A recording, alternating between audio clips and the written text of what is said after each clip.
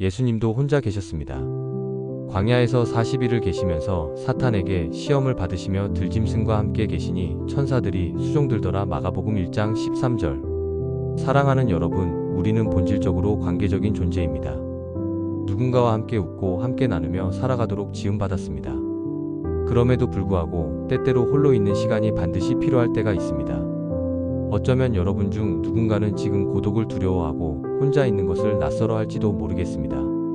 그러나 오늘 저는 이렇게 말씀드리고 싶습니다. 예수님조차 홀로 있기를 선택하셨습니다. 마태복음 4장 1절에서 예수님께서는 성령께 이끌리어 광야로 가사 마귀에게 시험을 받으십니다. 이 장면은 예수님께서 사역을 시작하시기 전 아무도 없는 광야에서 40일 동안 금식하시며 깊은 사색과 기도로 내면을 준비하신 모습입니다.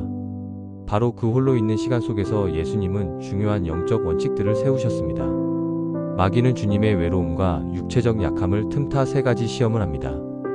돌로 떡을 만들어라, 높은 곳에서 뛰어내려라, 내게 절하면 세상을 주겠다. 이 3가지 유혹은 단지 예수님을 향한 시험이 아니라 오늘날 우리 모두가 삶 속에서 끊임없이 마주하는 유혹입니다. 더 많은 소유, 더 큰 능력, 더 빠른 성공. 그러나 예수님은 단호히 거절하셨습니다. 그리고 3가지 분명한 기준을 세우셨습니다. 첫째, 물질로 사람을 미혹하지 않을 것. 둘째, 신비로 사람을 현혹하지 않을 것. 셋째, 어떤 경우에도 세상과 타협하지 않을 것. 예수님은 기적도 권력도 아닌 십자가의 길을 택하셨습니다. 세상을 구원하는 방법으로 고난과 죽음, 그리고 부활이라는 대속의 길을 선택하신 것입니다. 이처럼 예수님의 광야에서의 홀로 있음은 단순한 침묵이 아니라 사명을 확인하고 결단하는 거룩한 시간이었습니다. 우리도 그렇습니다. 인생의 갈림길 앞에서 마음이 지칠 때, 일이 지지부진할 때 필요한 것은 화려한 전략이 아니라 조용한 홀로 있음입니다. 그 속에서 우리는 기도하게 되고 말씀을 묵상하게 되며 하나님의 뜻을 되새기게 됩니다.